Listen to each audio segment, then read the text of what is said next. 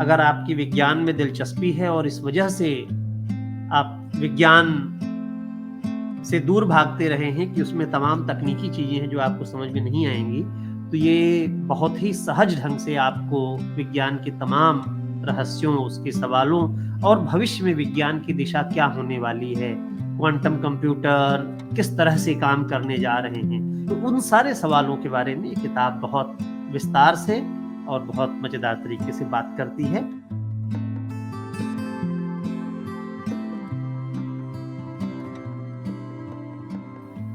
नमस्कार, मैं हूं अवधेश त्रिपाठी। नई धारा समीक्षा के इस नए अंक में आपका बहुत बहुत स्वागत है। आज मैं जिस किताब की चर्चा आपसे करने जा रहा हूं, वो है चंद्रभूषण की किताब विज्ञान की नई सदी, भविष्य की खिड़कियां। तो विज्ञान की नई सदी में भविष्य में क्या कुछ हो सकता है, विज्ञान नए दौर में कहाँ जाने वाला है, उसके बारे में चंद्रभूषण की ये किताब है। चंद्रभूषण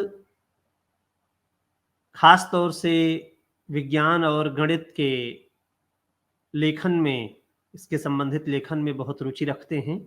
पेशे से पत्रकार रहे हैं, कवि हैं।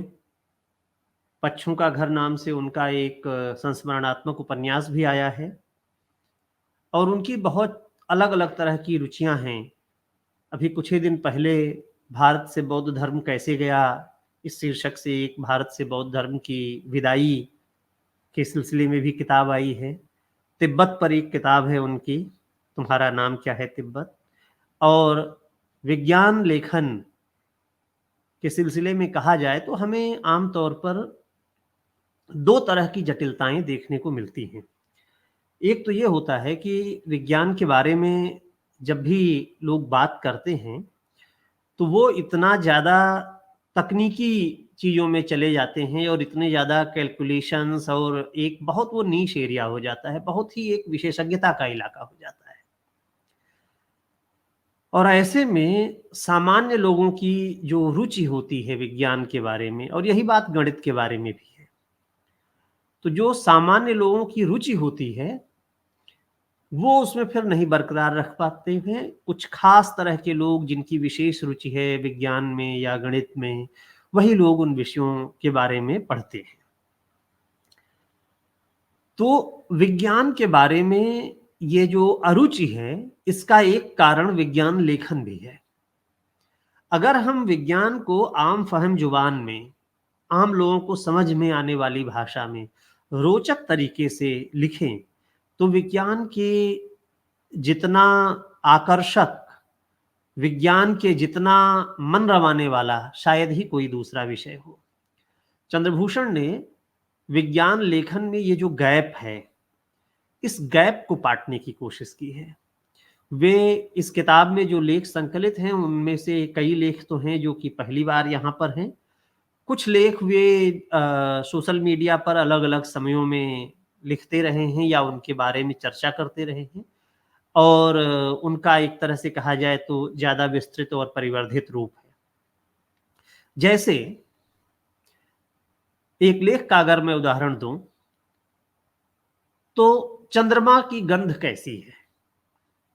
चांद पर अभी तक जितने लोग गए हैं वे इस बारे में एकमत नहीं है कि चांद पर कैसी गंध है। अब इसकी शुरुआत इस लेख को जिस तरह से चंद्रभूषण रखते हैं कि वही पृथ्वी पर जैसे हम रहते हैं, हर जगह हर समय में एक ही जगह पे अलग अलग समय की में अलग अलग गंध होती उस जगह की। अगर आपसे कोई पूछ ले कि पृथ्वी की गंध कैसी है तो एक बार में बताना मुश्किल होगा, बड़ी विविधता है। लेकिन चंद्रमा के बारे में आमतौर पर कहा जा रहा है कि उसकी गंध या तो अभी अभी जैसे गोली चलाई गई हो तो एक जले हुए बारूद की गंध है। कुछ लोग जो चंद्रमा तक गए हैं और लौट कर के आए, उनका कहना है कि उसकी गंध जो है वो सल्फर की गंध है, वगैरह वगैरह। तो मजेदार बात यह होगी कि आखिर ये सूंघा कैसे गया, वो गंध पता कैसे चली, क्योंकि गंध के लिए सांस लेना जरूरी है उस हवा में। बिना हवा को अपने फेफड़े में खींचे, मनुष्य गंध का एहसास तो कर नहीं सकता। तो जो वैज्ञानिक चांद पर गए उन्होंने कैसे सूंघा? तो उसके जवाब में कैसे-कैसे ये बातें आगे बढ़ी हैं, चंद्रभूषण बहुत विस्तार से बताते हैं कि वो गंध जो चाँद की धूल है, वो धूल बहुत बारीक सी है और चाहे जितना कोशिश करें लोग, वो दस्तानों पर और जो भारी स्पेस सूट होता है, उस पर चिपकी रह जाती है। और जब वैज्ञानिक चाँद की सतह से टहल करके अपने केबिन में वापस जाते हैं, तो उनकी मतलब उनके दस्तानों पर, उनके स्पेस सूट पर जो धूल लगी रहती है, वो उस बंद केबिन में, जो प्रेशराइज्ड केबिन है, उसमें जो मौजूद ऑक्सीजन है, उसमें वो उस गंध को सूंघ पाते हैं और उसके बारे में लोगों की अलग-अलग राय है। तो फिर एक बात ये भी हो सकती है कि भई धरती पर जब उसको लाया गया चाँद की धूल, तो यहाँ सूँघा जा सकता है।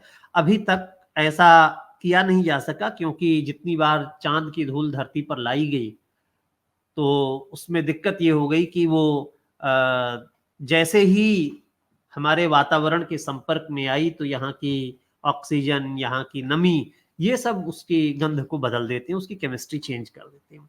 इसी तरह से ब्लैक होल, ब्लैक मैटर जैसे सवाल, जो बहुत रोचक सवाल हैं, जिनके बारे में हम बहुत ज़्यादा नहीं जानते हैं, उन पर बहुत आम तरीके से, बहुत आम फ़हम तरीके से बात की गई है। साथ ही साथ चंद्रभूषण ऐसे लोगों के बारे में भी बात करते हैं, उनकी दिलचस्पी सिर्फ विज्ञान में नहीं है, बल्कि विज्ञान पर जो लोग काम करते हैं, गणित पर जो लोग काम करते हैं, उनके बारे में भी है। तो इस किताब का एक हिस्सा तमाम वैज्ञानिकों और गणितज्ञों के बारे में, उनके जीवन के बारे में रोचक जानकारियां देने के लिए भी समर्पित है। जैसे दिल्ली के एक मास्टर रामचंद्र, दिल्ली के मास्टर रामचंद्र बहुत जीनियस माने जाते थे, गणित के महारथी थे वो।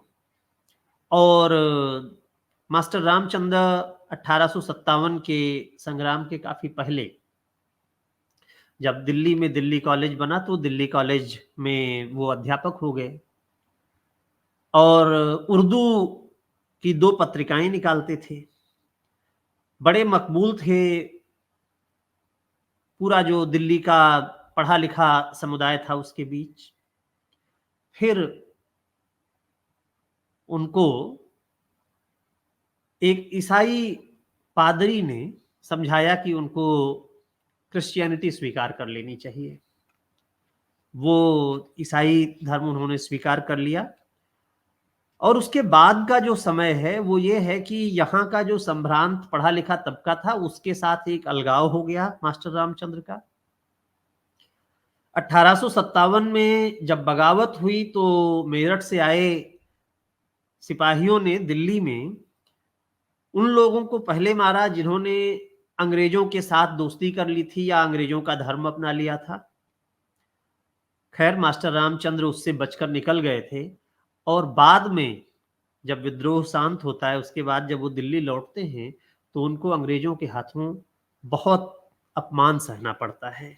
यहाँ तक कि अंग्रेज अफसर उनको, उनके साथ मारपीट भी करते हैं और वो लिखते हैं इस बारे में कि यहाँ पर एक हिंदुस्तानी के लिए, हिंदुस्तानी ईसाई के लिए ईसाइयत में कोई जगह नहीं है, उसका दोष ये है कि वो ब्रिटेन में नहीं पैदा हुआ। तो कहने का मतलब ये है कि वो मास्टर रामचंद्र जो अपने जीवन के शुरुआती वर्षों में गणित के जीनियस कहे जाते थे, बाद के समय में वो कुछ समय रुड़की के इंजीनियरिंग कॉलेज में रहे और वहाँ वो पढ़ाते थे। लेकिन पूरा जो उनका जीनियस था मैथमेटिक्स का, वो उस एक घटना के चलते कैसे कहा जाए तो खत्म हो गया और उस दिशा में वो कोई काम नहीं कर सके, उनके जीवन की परिस्थितियां जैसी बनी। इस सब को, न सिर्फ गणित को, न सिर्फ विज्ञान को, बल्कि उससे जुड़े लोगों को भी चंद्रभूषण अपनी किताब में दर्ज करते हैं। ऐसी बहुत सारी बातें हैं जिसके बारे में अगर हम लोग बात करेंगे, तो जैसे मुर्दा तारे जो हैं वो किस तरह की हमारे ब्रह्मांड में हलचल मचा रहे हैं, हमारे पूरे यूनिवर्स में सबसे बड़ी चीज क्या है? इस तरह के बहुत सारे प्रश्न हैं। या जो मनुष्य का एवोल्यूशन हुआ है, उसमें किन तत्वों ने भूमिका निभाई है, कैसी भूमिका है अलग-अलग तत्वों की? और रीढ़ की हड्डी बनी तो क्यों बनी? किस लिए बनाई गई है? ऐसे तमाम प्रश्नों पर बहुत ही कहा जाए तो सरल भाषा में, बहुत ल्यूसिड तरीके से चंद्रभूषण अपनी इस किताब में बात करते हैं।